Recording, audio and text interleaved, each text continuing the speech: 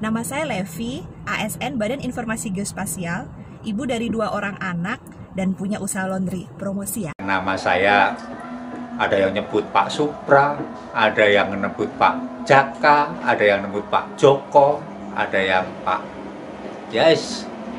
Nama saya sebut saja Joko. Nah, biar kelihatan lebih mudah kan. Kerja di BIG.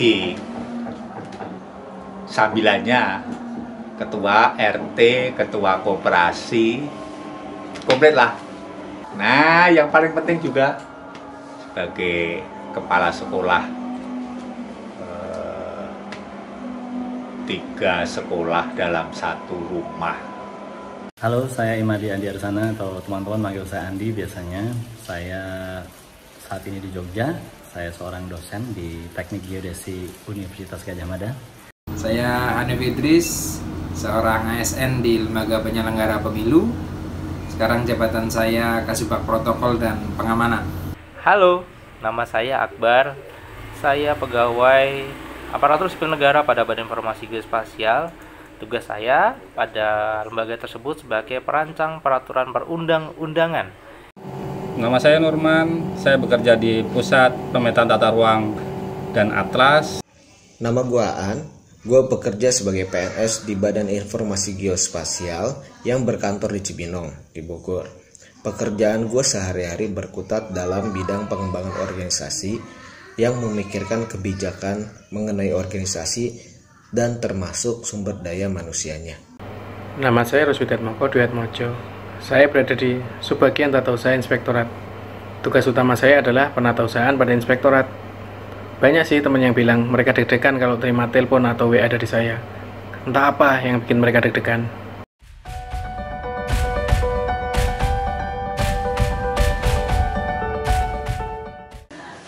Ya, KDR mulai tanggal 17. Mungkin kalau yang lain sudah tanggal 16 barangkali ya. Tapi kebijakan kantor ya tanggal 17. Saya dirumahkan per tanggal 17 Maret, sekarang sudah hari ke-14. Jadi inilah misi kerja saya. Itu resminya sejak tanggal 23 Maret. Tapi sebenarnya seminggu sebelumnya juga sudah sih. Jadi seminggu sebelum tanggal 16 Maret itu sudah mulai sebagian kerja dari rumah, tapi sekali waktu masih ke kantor. Hingga sekarang udah berarti 2 minggu ya. Udah lumayan juga.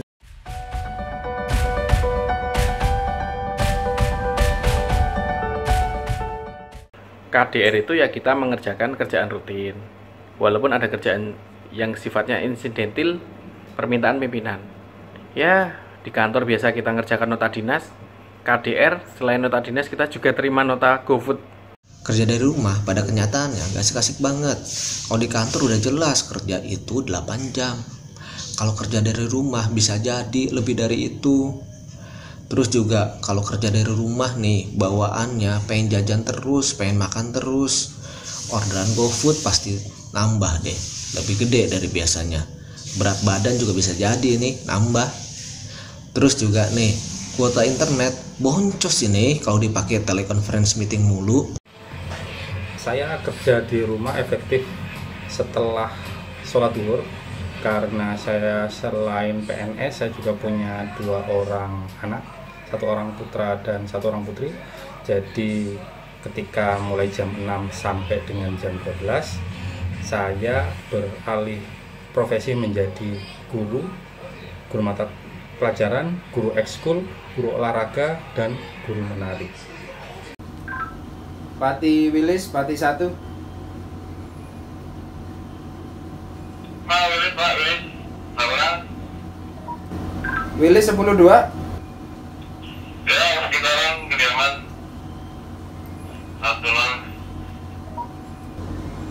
Salah satu tugas yang saya laksanakan sepanjang KDH adalah mengkoordinasikan, mengontrol setiap staf yang saya tugaskan mendampingi pimpinan. Ya, saya mengerjakan tugas seperti biasa sih. Pertama ngajar ya. Kalau ngajar, kalau dari rumah berarti kan nggak bisa ke kampus, jadi ya ngajarnya online bisa lewat Skype atau Zoom atau live YouTube atau macam-macam lah, tergantung metodenya. Kalau saya paling sering pakai live YouTube sih. Dari rumah seperti apa? Seperti ini. Saya tiduran, kelesotan, tapi tetap harus ngadep laptop untuk bekerja atau ngirim dokumen hukum. Dan ini adalah anak saya, dia yang menemani saya selama bekerja dari rumah. Tidak hanya anak saya yang ini, anak saya satu lagi dan istri saya juga menemani. Tapi ini adalah tugas tambahan kalau kita bekerja dari rumah, yaitu merawat anak. Mau cerita tentang realisasi work from home? Ini kayak gini nih. Nih. Wah. Gangguannya banyak banget.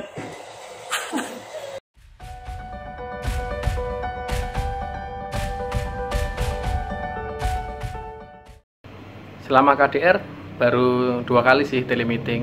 Ya ikut telemeeting lah biar kayak orang-orang. Biasanya kalau work from home kita telemeeting tuh. Nah kalau bisa telemeetingnya itu sehari sekali aja. Sisanya kita ngerjain hasil dari telemeeting tersebut. Terus kalau saya sih selebihnya jadi guru homeschooling. Terus jadi guru playgroup nih, si kucil. Habis itu kadang juga jadi koki dan macam-macam kegiatan ya.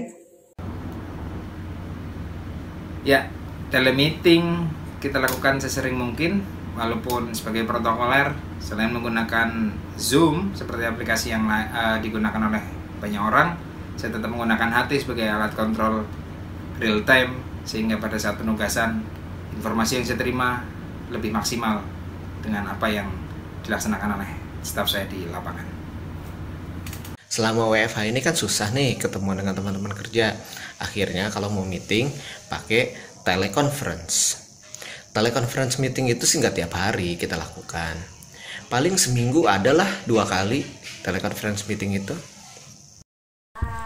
Lalu bagaimana kalau rapat daring atau rapat online? Tentu dilakukan. Saya juga merasakan bagaimana susahnya rapat daring atau rapat online. Tapi mungkin unit kerja saya tidak terlalu banyak rapat online ya. Telemeeting ya lumayan, setiap hari paling tidak ada 1 atau 2 lah ya. Jadi seminggu 2 kali kuliah, tapi meeting dengan kantor internasional yang lebih banyak. Hampir tiap hari ada meeting. Jadi kita biasanya ya kalau tidak kuliah ya meeting bersama teman. Ada meeting yang resmi, rapat terjadwal, atau sekedar konsultasi biasa aja dengan teman-teman juga menggunakan telemeeting sih.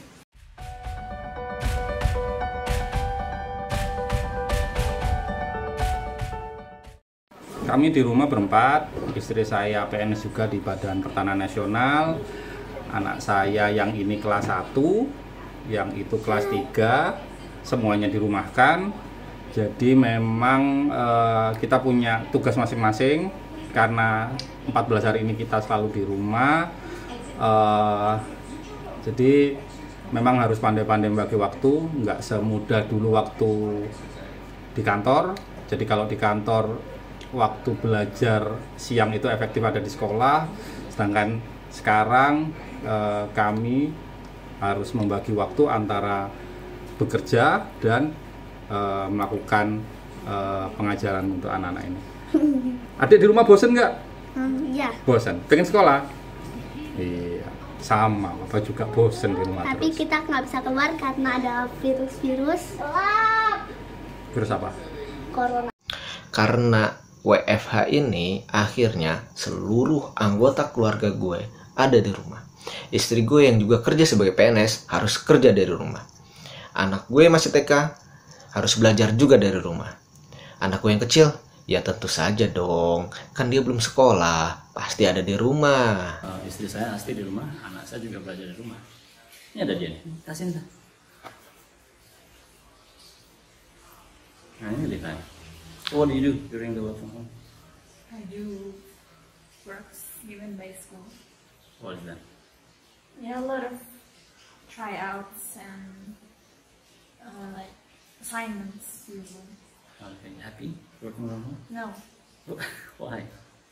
because there's too many assignments. I just don't like that. Ya, ini sendirian buat saya juga nih sebagai dosen, ngasih tugas banyak. So you prefer working like No, you're not working. No, So you prefer going to school? Okay, alright. Bye. Jadi saya di rumah full, anak juga di rumah, istri di rumah, pasti. Saya semuanya work from home, cuman suami sama anak saya sepekan lebih awal daripada saya.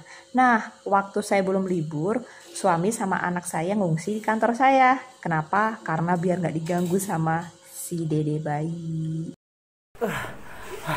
Keluarga di rumah lengkap, istri, 1, 2 anak, dan ini yang memang harus dilakukan setiap harinya, dan mereka mendukung sekali, alhamdulillah.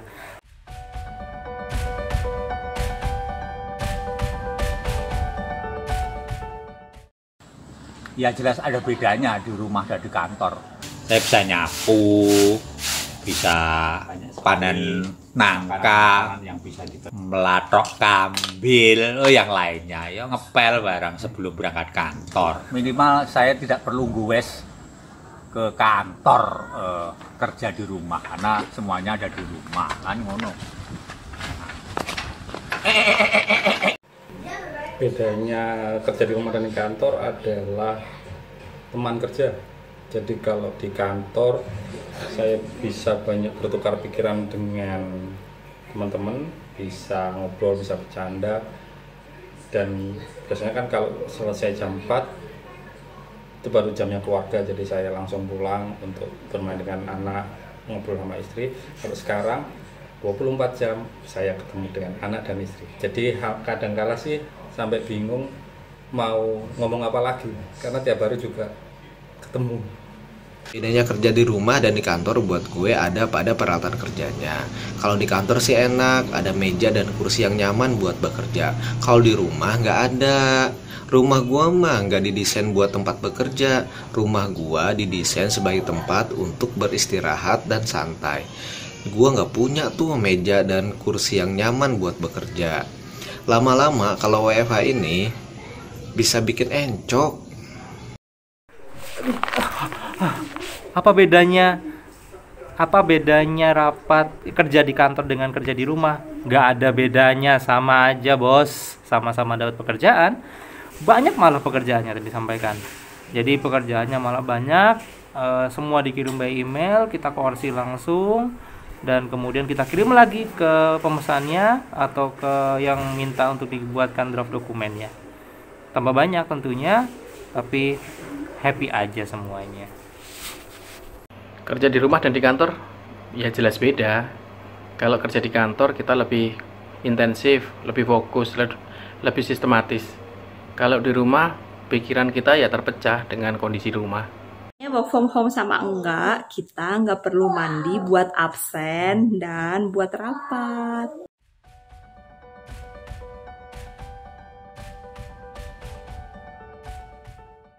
Selama work from home, kejadian lucu apa ya? Ya karena saya kan kalau ngajar tuh di kamar ya. Jadi kadang-kadang kita kalau nyeting kamera itu belum sadar banget ini yang nampak seberapa gitu kan. Jadi kadang-kadang tempat tidur yang belum rapi itu juga pernah sampai muncul di rapat. Itu jadi bahan guyon gitu. Tadi adalah hal yang baru buat saya. Biasanya sih rapat sih ketemuan tatap muka gitu, tapi kalau rapat daring justru berbeda, dan ada kesan yang salah satu perbedaan yang terlihat adalah ketika dengan rapat daring saya bisa tahu tampang teman-teman saya jika belum mandi. Kejadian lucu salah satunya ya terpaksa ada backsoundnya ayam pada saat ada teleconference, tiba-tiba ada ayam, ada kucing ya. Ya mungkin HT, karena HT selalu standby. Saya nyalakan dengan volume paling keras pas lagi di kamar mandi, pas lagi tiduran, makan. Ya paling sering kamar mandi sih. Pati 1 monitor. Istri saya udah kaget, teriak-teriak tuh dipanggil anak-anaknya. Ya, nasi protokoler harus standby dengan HT-nya. Kejadian lucu waktu telemeeting ya, anak-anak mondar mandir waktu telemeeting, padahal saya udah ngumpet di kamar. Atau kejadian lain ya waktu saya mau meeting, istri malah ngeblender buah. Udah tahu kan blender yang jadi juaranya. Kejadian lucu waktu telemeeting, pernah tuh pas ngomong, lagi enak-enaknya ngomong, tiba-tiba laptop tuh ditutup aja sama si kucil, pluk gitu, udah lost connection.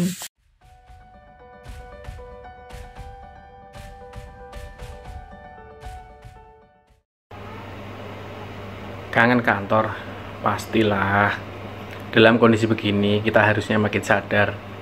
Selagi kita masih ada nikmat, sehat, waktu, yuk kita kerja dengan benar. Ya, ada hikmahnya juga sih. Waktu untuk keluarga makin banyak. Kebanyakan malah. Kangen? Apanya? Oh iya. Kalau harus tangan honor, harus ngacir saya untuk ngambilnya. Ini yang bikin kangen. Kalau sama kantor sih nggak kangen. Udah 10 tahun kerja, masa masih kangen. Kalau di L kangen. Naik gunung, masuk hutan, ke pantai. Kangen sih. Kangen teman-teman sih banget ya.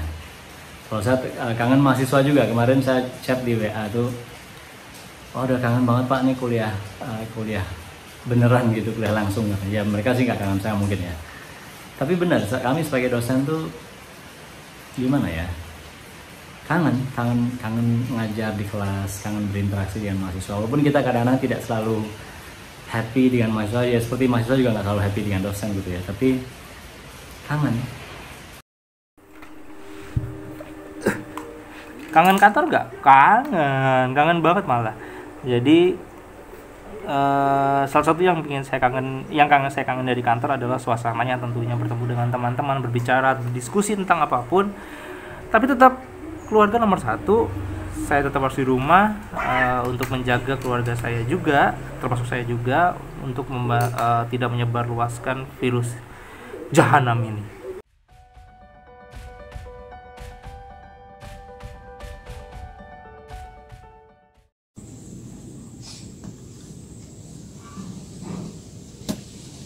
Tetap semangat, meskipun kita harus bekerja di rumah. Jangan kemana-mana. Dukunglah pemerintah yang telah mengupayakan berbagai macam caranya agar COVID segera berakhir di muka bumi.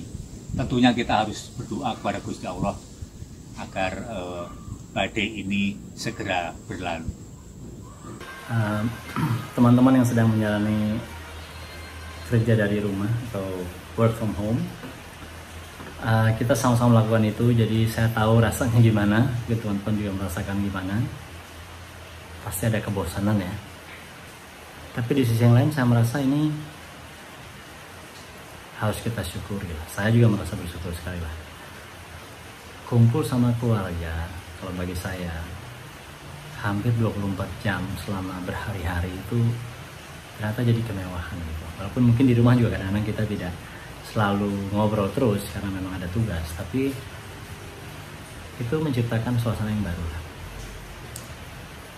Jadi bagi saya kita harus mensyukuri. Kalau saya sih menasihati diri sendiri, harus mensyukuri itu pertama. Dan tidak ada satu orang pun yang menginginkan ini sebenarnya, tetapi dibalik itu hikmahnya banyak banget. Jadi mari kita kirimkan semangat kepada semuanya. Saya juga mendoakan teman-teman, seperti kawan juga mendoakan saya dan kami semua. Semoga ini bisa kita lewati dengan baik, dan saya yakin kita akan bisa lewati dengan baik. Dan nanti setelah ini lewat, kita menjadi orang dengan perilaku yang berbeda, menjadi orang dengan perilaku yang lebih baik. Pesan buat teman-teman semua, jaga iman dan jaga imun ya. Ikuti arahan dari pemerintah, tetap di rumah, jaga energi kita dari hal-hal negatif, dan semoga badai lekas berlalu. Tetap semangat ya buat yang masih harus bekerja di rumah, yang harus diam di rumah, jaga kesehatan. Kita pasti bisa melalui masa-masa sulit ini. Gak usah banyak pikiran, kok yang lain masih kerja sih, gue bosen nih di rumah aja. Gak usah mikir kayak gitu, itu namanya masalah. Seenggaknya kalau kita tidak bisa memberikan solusi, kita bukan bagian dari masalah. Makanya jangan menambah beban pekerjaan orang-orang yang bekerja di garis terdepan penanggulangan virus corona ini. Teman yang lagi WFH dinikmati aja ya, karena di luar sana banyak saudara-saudara kita yang nggak bisa WFH supaya dapur mereka tetap ngebul. Dan tentang pandemi ini semoga segera berakhir. Saya yakin Allah kasih cobaan kita begini supaya kita lebih kuat dan lebih taat kepadanya. Stay safe teman-teman semua, sehat-sehat semua. Selamat beraktivitas yang sehat di dalam rumah. Bye.